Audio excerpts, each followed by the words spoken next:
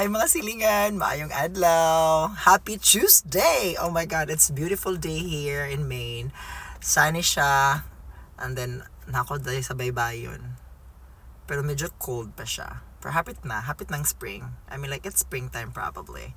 But anyway, so, nahimuot lang ko kay na nag-message na ako nga, Hi Jai. Pautang ako. Kasayan ka para aha. Pang birthday sa iyahang 1-year-old nga anak. Ko nga, hoy, kinsa ka? Pasabta ko. So nakatawa ko. So mga na itong itapik karon no. Kanang mga ultimate financial problem sa atong mga Filipino. I mean like, maghuna-una sa punta no. Mag-realize ta. So number 1, nga ako may storya kay like kanang having kids nga dili ta financially stable. Diba? Wala tayo trabaho, dakang tag-anak, common kay ni sickness. Ano siya? Number 1 gina siya.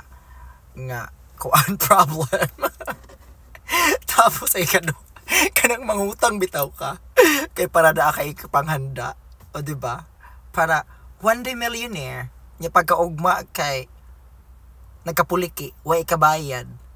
Katawan no? Like, why? Mangutang ka para nakaikahanda. O diba? Para social. Murag, I don't know. That's my number 2. Unya, unsa pa man? Daghan pa ba siguro? Okay. Naapo ko kuan ka ng nakalamuha lang ni. Na ako nga. Mamugos ka sa imuhang parents or ikaw mismo mupalit og iPhone. Kaya para makasabay sa trend. Kung naigo ka, anak, Jai. Palit ko iPhone 15. 15 na ba ron? I don't know. Akong iPhone kay 12 pa man eh. Umugos kasi mong parents para magka-iPhone lang ka. Oh my God. Like, guys, magtanaw sa punta no, sa atong ang pamilya kung asa atong standing. Or look at yourself kung asa imong standing karon kung kaya pa ba sa imuhang kuan bulsa. Diba? Mayon, ana. Like, you know,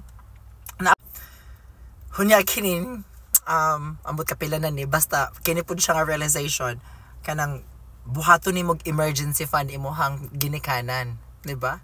O imuhang ambot kinsa imong buhatog emergency fund.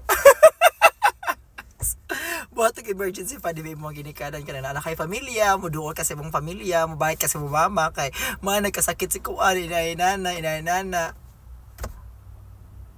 kabibo no, like what an ironic situation. Pero okay naman siya mo tabang. Pero maguna-una po dapat ta. No? Maguna-una ta kay muraog dili siya sakto. Unya, on the other hand, ang kining mga ginikanan, buhatog retirement fund ang anak. mga anak kay para daghag makatabang sa iyaha after all. Murag igo ko anak ba? Oy, sila mama, shout out to my parents. Nana sila retirement fund, guys. Ako na silang gikpangkuhaan. Pero sila nagbayad. Tapos, what's up man? Oh my God. What's up may ako mahanaan? Kanang magsigita o gasto bitaw nga lagpas sa ato ang income. Like, check and balances. Magtanaw sa punta kung angay pa ba nato ning gastuson. Oh, kini siya. Daghay maigo ani. Apil ko. Kanang mag-sale ang H&M or ang Zara or unsa pa diha nga mga branded. Pag naaga na sale, paliton tanan. Unsaon na lang. O di ba? Unyang ending kay dili na magamit. High problem sa mga Pilipino. I mean like Pilipino lang ba? Pasintanan. So anyway, kana siya unsa pa man? Unsa may lain? Oh, yes, you're right. Kining maluoy bitaw ta sa mga tao niya, maluoy ta ba sa atong friends, sa atong kaila unya. Magpautang ta. We know nga kining tawhan ng atong pautangon, dili ka bayad. Wa jud capacity nga makabayad. Anong pautangon man? Unya, pag maningil na ka, agoy masuko pa og singlon. Sahod yun. Diba? Ay my God, sa sunod kung mangutang ka na, si ayon sa nato, no? Kung naa ba kay trabaho, kung kaya ba ka magbayad og binulan. Ay, binulan or kada adlaw, unsa ni siya? Kanang, unsa kay tawag nga? Bombay. Diba? Muna siya mga problems. Financial problems. O yan na pa. Kanang lifestyle inflation. O diba? Example, kanang na-promote ka sa imong trabaho. Di nagtaas po di mong lifestyle, day. Tanda ka, good example kanang moagto na lang kag Starbucks every day. Diba? Di nakaganhag 3-in-1 kay Starbucks na imong kape. Diba? Kinsa may naigoan na, inana man ko sa una. I'm glad din ako ganhag kape karon. Pero mao na siya, mga lifestyle inflation. Unya, syempre kay na-promote na ka, magpalit na kag sakyanan.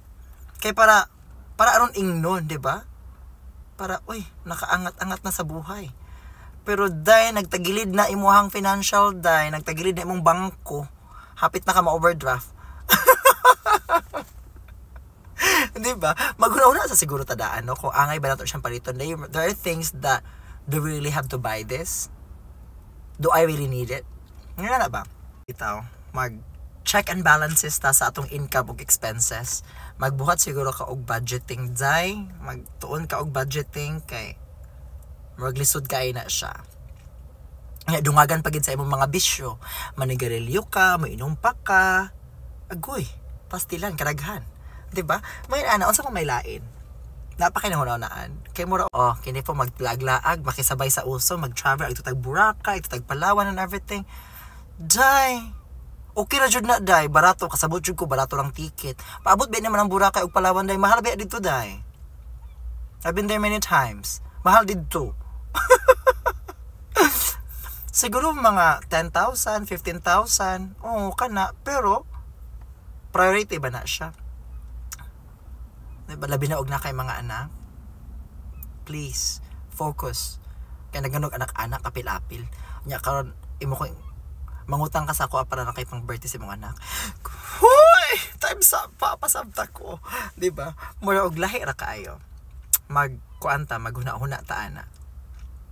You know, unsa man. Ay, naa pa. Afam ang source of income. Mag-date tag afam kay para makuanta malangyaw ato ang kuan pamilya, maarsa sa kapobrehon. Guys, it's okay to have a fam, but make sure, ladies, to check on them, to have a background check. I-check ang LinkedIn, social media, what are they doing here in the States or around the world. Kaya basin paabot ni mo diri aday. Buhato na akong yaya day, pagig kay balay. Puyo ra mo sikad. Unsaon na lang na, di ba? Kaya kita nga mga Filipino, once makita tag-afam sa ato ang sa Pilipinas, we think that, oh my God, they must be rich, they have dollars, di ba? Think, okay, you are more capable of what they're doing. You are more than capable to make more money than them. Promise. Take note of that. Okay. Murag, di dyan na siya maayong mindset. Change your mindset. Naapa di ay, napakoy nalimtan. Napakoy na dumduman. So, kana bitong you can't say no to your friends. Kanang feeling ni mo nga, hindi man jud ko makanoan ni niya. And then your friends is, you know, kanang upscale ang lifestyle. Iya sa mosabay ka. Huy, murag lisod kay na siya. Magtanaw sa pagka sa imuhang lifestyle og sa iyang lifestyle niya mo sa makisabay ka sa iya ha. Dahil mo og maglisod ka na hangakon jud ka for sure, di ba? Nakaina na ka feeling. Ako na ko ina na nga feeling sa una. Pero ako na siyang tanggal kay I can always say no if I can't, you know. It's okay to say no. Kaysa maghangos ka og kuan habol sa iya ha, di ba? Unsa pa man? Dili align okay ni sa mga kuan married couple or sa mga domestic partner, like dili align ang inyong financial goals, 'di ba? So dapat align ang atong goals kay para same ta og path. Nag-istorya.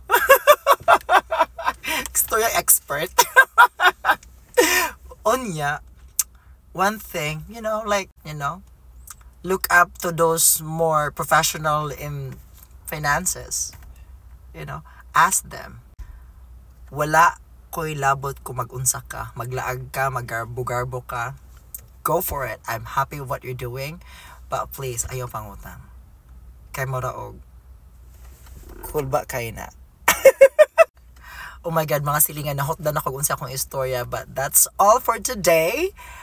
Unya, sumpay. Pagbutang sa comment o kung sa imuhang mga, kung ano, sa pamay nakalimta nato sa tong ultimate financial problem sa mga Filipino. Diba? So, anyway, thank you so much for listening and for watching this. Wano ko may istorya. Naday ko may istorya day.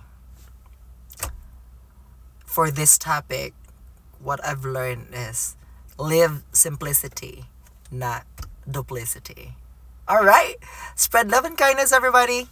Bye, silingan.